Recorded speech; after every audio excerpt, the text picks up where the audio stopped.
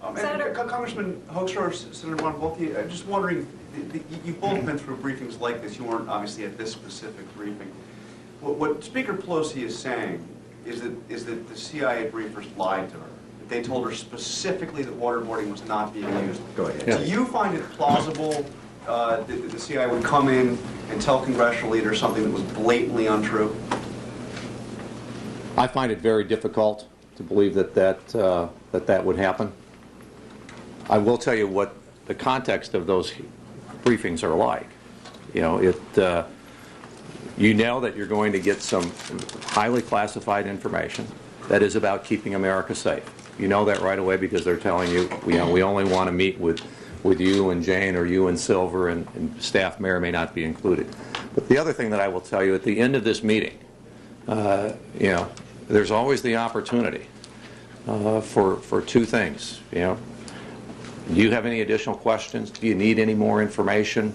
Do you need another briefing? You know, either they offer that to us, or, you know, before they go out of the room, you got the right to, you know, kind of grab them by the lapels and say, hey, wait a minute, before you leave, there's more information that I want to have, and I want you to prepare this information for us and come back. And the second question that needs to be answered before people walk out of the room is, we are either asked directly, are we okay to move forward on this? And if that question is not asked, if there's a policy or an action that's being contemplated that I don't agree with, it's my responsibility at that point in time to say, you know, I don't agree with where you are going. I'm going to bring this up with either Speaker Hassett or Minority Leader Boehner, because that's why I'm in this job, to represent them, and I'm very concerned about the direction that you are going, and I don't want it to happen. And I've done this. I've met with Leader Boehner on cases like this, and you know, when he and I are in agreement that when he and I are in agreement that we disagree with the policy that's being carried out or being proposed, he's provided me, or he and I together have gone to the National Security Advisor or to the President of the United States and voiced our displeasure and disagreement with the policy, and have gotten the policy changed. Those are just some of the avenues that we have. But the meetings are very much, do you have all the information that you need to fully understand the situation or the strategy that we have outlined, and do we agree or disagree with the direction that is being proposed? And the other point is, these are briefings for things. I want to add one more point. These are briefings about, usually briefings about things that are about to be done.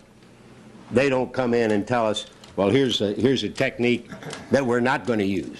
They come in to tell us, these are techniques that we're going to be used, or this is what we're going to do, or in some instances, what we briefed you on 3 months ago has been done, and this is the result. Senator Juan, to follow up on something that you said about these notes, the Speaker did agree today that she thought that the notes should be released.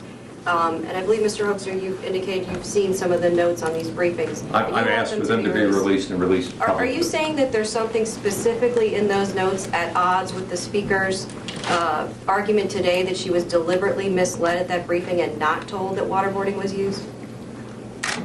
I think that you look at the briefings and you see what was laid. You look at the notes and you see what was laid out. I hope they will be laid out. Yeah, and I asked for I read these documents last week Thursday. I went out to the CIA and reviewed the materials. I believe those materials should be declassified and made available to the public. We are also preparing a broader document release request from the CIA. Perhaps the materials that they developed before the briefings were conducted, to show the intent and the extent of what would be in those briefings. You know, there appear to be a lot of people that are confused about what happened in September of 2002, what happened in February of 2003, and we think it would be helpful to clear up that confusion.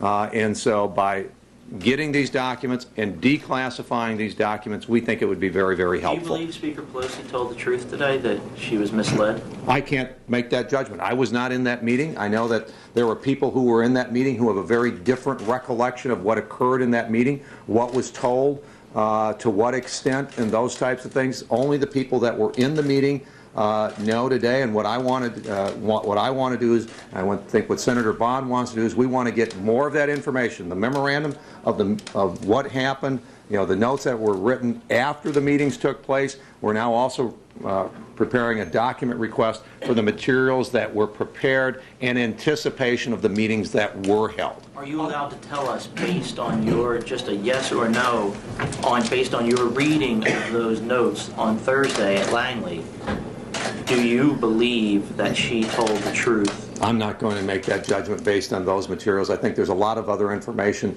that needs to be available to us to get into that. But I think, you got to also remember why I think the Senator and I started moving in this direction. We moved in this direction when the President released the legal documentation 3 weeks ago, the legal justification, and there became an outcry that the attorneys at the Justice Department, that they either be prosecuted or they be disbarred. Then there were others, and the President said he wasn't for it, but there were others that were then calling for people within the CIA to be prosecuted. And you know what? That's just flat out wrong. For us to start with the attorneys and for us to start with the frontline CIA employees, Congress was briefed. If we're going to have a full debate about how this policy was developed and implemented, it should begin with the policymakers.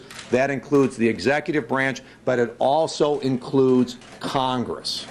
So before we go anywhere else, let's start with where the policy was developed. It was America's policy developed in coordination between the executive branch and Congress.